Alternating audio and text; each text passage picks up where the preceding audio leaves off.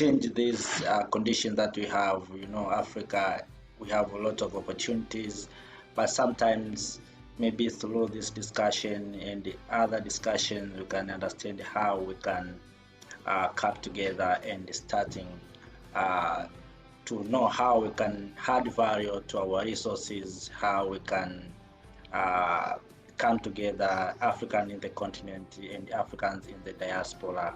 Our main goal is to make sure that we come together, we unite, and we move forward as one people. You know, Africa, we are one, and that's what we need to be.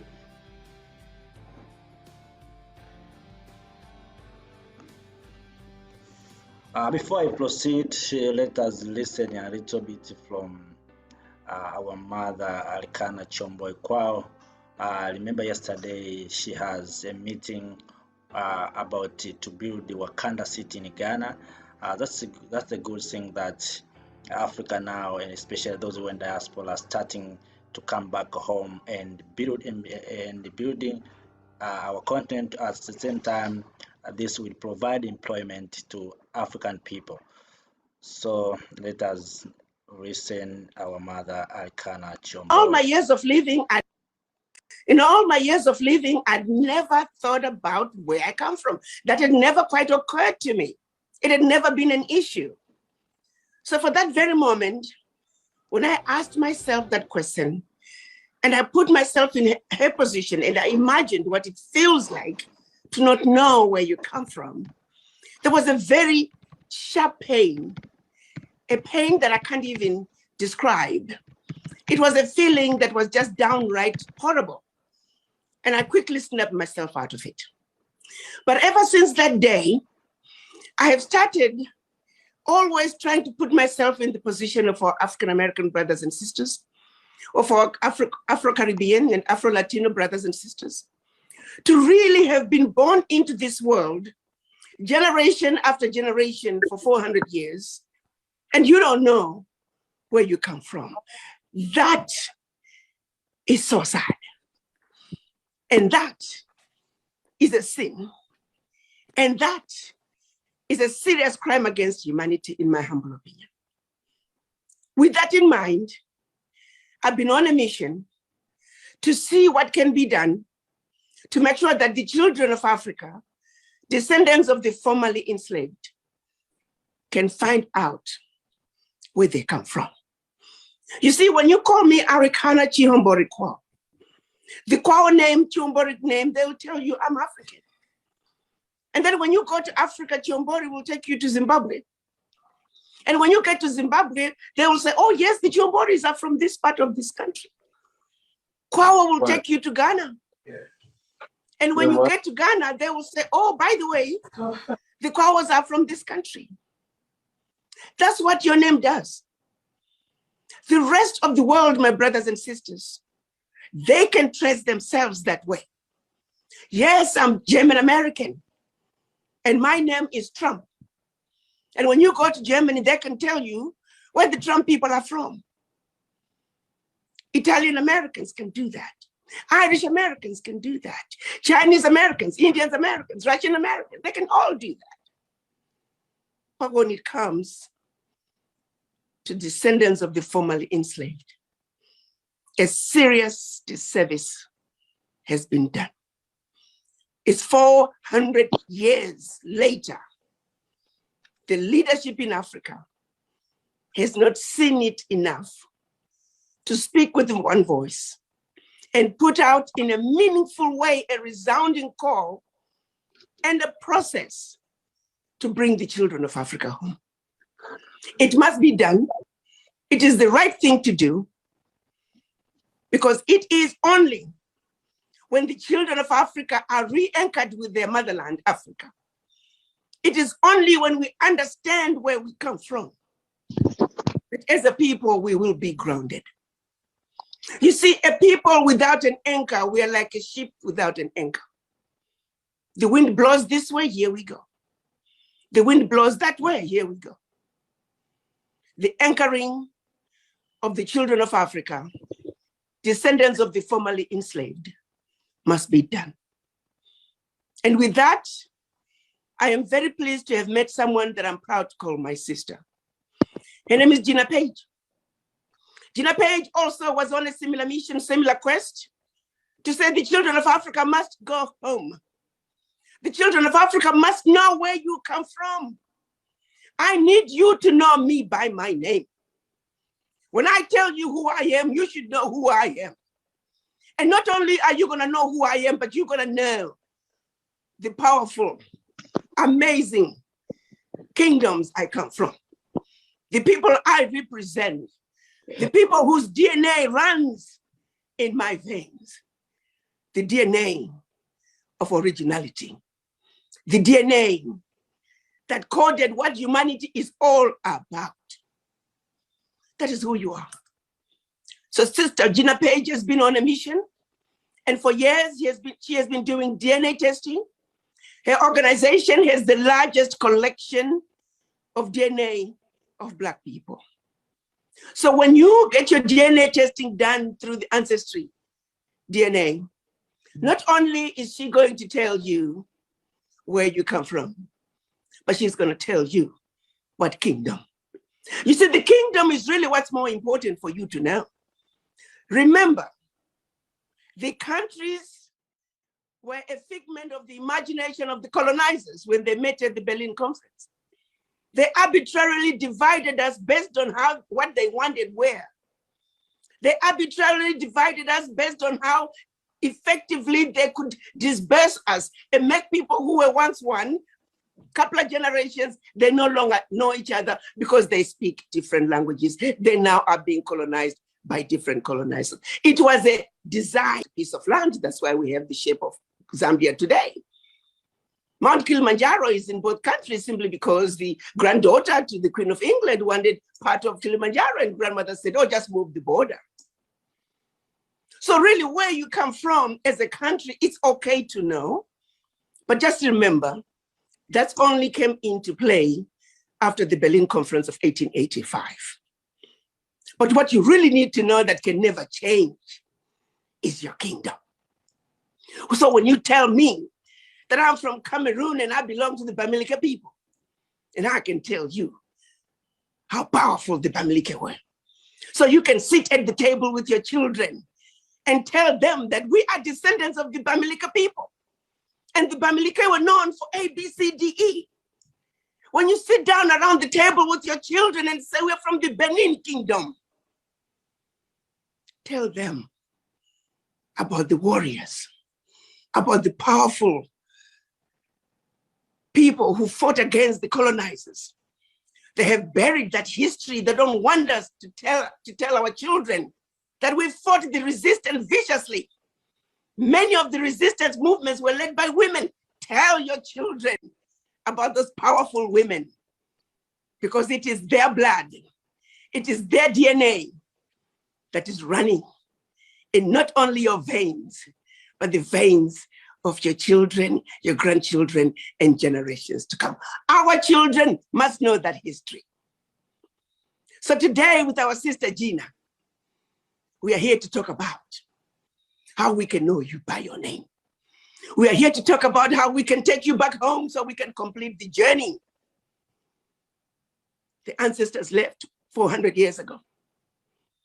That journey is yet to be completed. Today, in a unified way, we are going to begin that journey of reconnecting with home, of finding out exactly where we come from so we can re-anchor ourselves. So when anybody tries to mess with us, you're like, are you kidding me? Do you know who I am? And you tell them who you are, because you would have completed the journey, because you would know who you are and what you stand for. The DNA testing that Gina Page through Ancestry DNA is going to do, they will give you not only the country where you come from, but the kingdom where you come from. We've also asked them that after they give you the kingdom where you come from, after they identify the kingdom you come from, they also send you the top 10 to 20 names from that kingdom. So you can choose your name.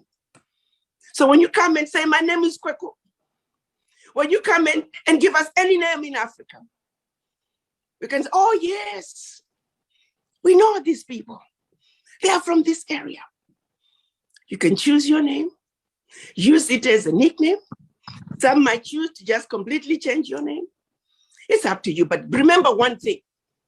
If you are a descendant of the formerly enslaved, the name you have today only takes you to the last slave owner who owned your ancestors.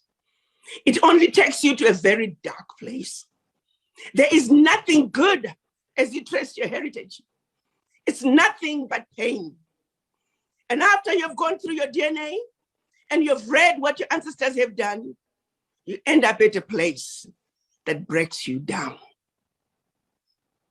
You end up at a place that breaks you down, which is the plantation, where your ancestors suffered, labored, and in many cases were killed. Gotta move from that place, because your history goes far beyond that. Today, we are moving you away from the plantation because you have a much richer, bigger history. We don't want you to trace we don't want you to trace your history to a plantation of nothing but suffering. The journey of true healing and true discovery, that journey of going back home begins today. I can't thank you enough, Sister Gina. What we're planning on doing after this session is begin the process of doing your DNA testing for those who wish to. December 2nd to 13th, we're going to be going to Ghana. We're going on a trade fair. For those of you who are not aware, go to the website for ADDI. All the information is there. But on the 5th of December, to be exact, we're going to have a naming ceremony at the Kingdom of Asebu. Those of you who would have discovered what kingdom you come from, please remember the significance of the area of Cape Coast is that 80%, if not more, of the children of Africa who were taken out of Africa as slaves out of West Africa, they were all pulled in Ghana. And in Ghana, they left Africa on two ports. One port was at the Cape Coast. They called them Cape Coast castles. We call them Cape Coast dungeons. The other one is about 20 miles away. That's the Elmina dungeons. They call them Elmina castles. So regardless of where you find yourself coming from, just remember 80 to 90% chance that your ancestors left Africa through one of the two ports. Those who were sent to North America, they left through the Cape Coast dungeons. Those who went to the Caribbean and South America, they left through the Elmina castles. So by going back to the Cape Coast area, to the Asebu Kingdom, you are going back to that area, that part of Africa, that soil that your ancestors last set foot on the African continent prior to being shipped off to the Americas. It is therefore fitting that you go back to that place, stand at the edges of the Atlantic facing the Americas, and tell those slavers once and for all that while you may have succeeded for over 400 years, ultimately you are the victor, because you would have returned home back to Africa. Because on December 5th, you are going to shed off your slave name, your plantation name, and you're going to wear that coat that tells us who you are. You're going to stand up tall. And the King of Asebu is going to name you so we can know you by your name. So we can know you by your name. When I got off the stage, one gentleman, and him and his wife were like the West ones, just whipping and changing tissues. He got up and he says, "You found us. You found us. You found us." And he just broke down. He could not stop talking. he could not stop saying, found us. And that's the way it was for the remainder of my trip. The fact I was sent here to bring you home, I did not realize how profound that was for them. I did not realize what that meant for them. I began to see some of the worst desperation and hopelessness that I never thought existed in a people. Our brothers and sisters in South America, their state of hopelessness and desperation is something I have never witnessed in my life. It's something that you have to see it to understand it. To really just be out there where you think not even Africans even know about you. Which is true. I didn't know there were this many Black people in South America. I didn't know there were this many African Americans in the United States because they didn't teach us that history. At least the African Americans, you can say there is conversation with Africa. South America, no. They are like the scum of the scum and the scum of the earth. Something has got to change. They have got to come home. And we must keep reminding them that we know you are down there. We know you're there in South America. We have not forgotten you. And that you too, just like the Blacks in America, the Blacks in the Caribbean, you too in South America, we know you are there and you must come home. So we are hoping to continue to spread the word. December 2nd to 13th, we put together a program where fortunately for us, the Kingdom of Asebu is giving us land to build what they're calling the City of Return. The President of Ghana, following up on the year of return, which was 2019, has declared beyond the return. And because the bulk of the people who went to the Americas, particularly North America, they were left through Cape Coast and others left through Elmina, he felt very strongly that a city of return should be built in that area. So like I said earlier, so you and I, when we finish building our city, we could sit on our balconies, facing the Americas, sipping on our martinis, sipping on cola nut, sipping on our coconut water, and tell the slavers once and for all that we are the ultimate victors. It's just different. You know you B-E-A-U-T-I-L-U-L-U-L-E-A-U-T-I-L-U-L-U-T